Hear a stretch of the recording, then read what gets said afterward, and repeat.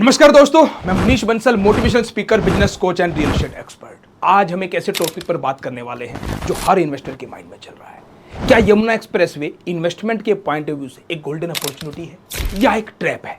आजकल हर तरफ एक ही चर्चा है।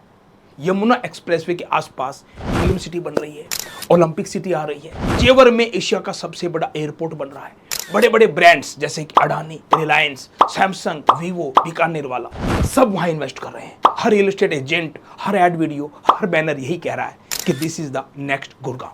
लेकिन क्या यह सच है या सिर्फ एक ओवर हाइप स्टोरी है?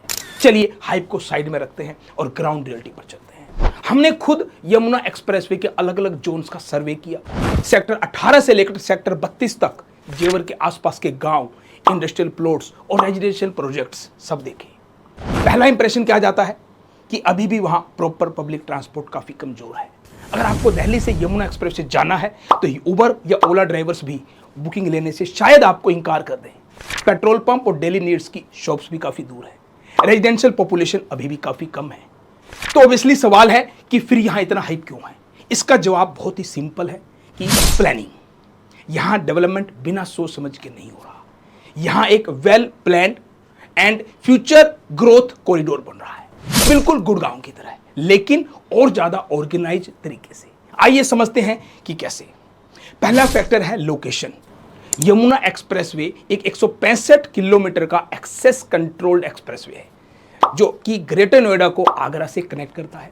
अगले कुछ सालों में ये 8 लेन तक एक्सपेंड किया जा सकता है। यह कंक्रीट एक्सप्रेसवे है जो स्मार्ट सिटी मॉडल के तहत बना है। मतलब ना वाटर लॉगिंग की दिक्कत, ना ट्रैफिक जैम का झंझट। इस कॉरिडोर के आसपास ही Noida international airport, film city, Olympic park, electronic city, fintech hub, medical device park जैसे मेगा प्रोजेक्ट्स प्लान किए गए हैं। दूसरा फैक्टर है कनेक्टिविटी। आप सिर्फ हाईवे की कनेक्टिविटी की बात नहीं कर रहे हैं, यहां फ्यूचर में मल्टीपल एक्सप्रेसवे लिंक हो रहे हैं।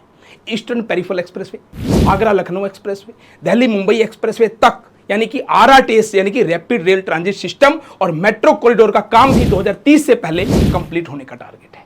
सेक्टर 21 नोएडा से डायरेक्ट एयरपोर्ट मेट्रो कॉरिडोर भी प्रपोज हो चुका है। तीसरा फैक्टर है इकोनॉमी। आपको इसे सुनकर हैरानी होगी कि नोएडा रीजन अकेले उत्तर प्रदेश की जीडीपी का 11% कंट्रीब्यूट करता है। सैमसंग, ओप्पो, वीवो जैसे मोबाइल मैन्युफैक्चरिंग जायंट्स ऑलरेडी यहां बेस बना चुके हैं। वीवो ने 7,000 करोड़ की इन्वेस्टमेंट ऑलरेडी की है।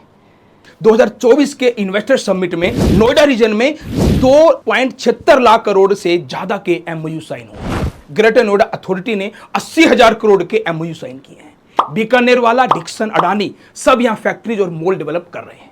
चौथा और सबसे क्रिटिकल फैक्टर है गवर्नमेंट सपोर्ट। यूपी गवर्नमेंट ने यमुना एक्सप्रेसवे को एक ग्लोबल हब बनाने के लिए स्टोरी पॉलिसी पुश दिया है। चाहे वो 700 एकड़ में अडानी का वाटर हाउसिंग जोन हो या 2500 करोड़ के मॉल और होटल प्रोजेक्ट्स, सब कुछ एक प्लान विजन के अंडर हो रहा है। यह वही डिफरेंस है जो गुड़गांव को जंगल से साइबर सिटी बना सका।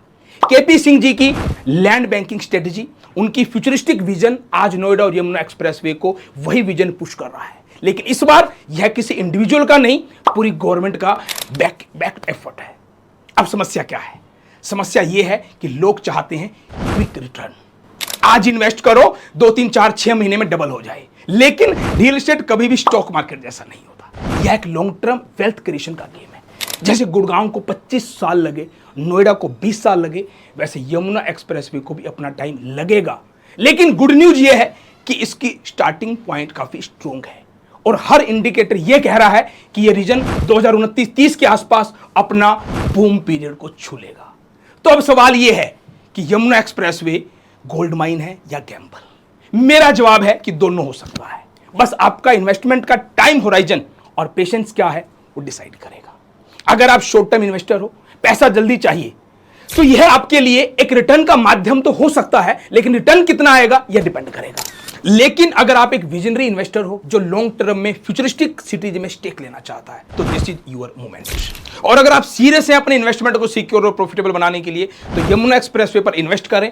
जिसके साथ भी आपकी बातचीत चल रही है, आप अपने एजेंट से संपर्क करें और यमुना एक्सप्रेसवे भी एक अच्छी सी प्रॉपर्टी देखिए, जितना आपका बजट हो उसके अनुसार, और उसके पूरे डॉक्यूमेंट्स चेक कीजिए और आप एक अच्छा निवेश यमुना एक्सप्रेसवे पर कीजिए।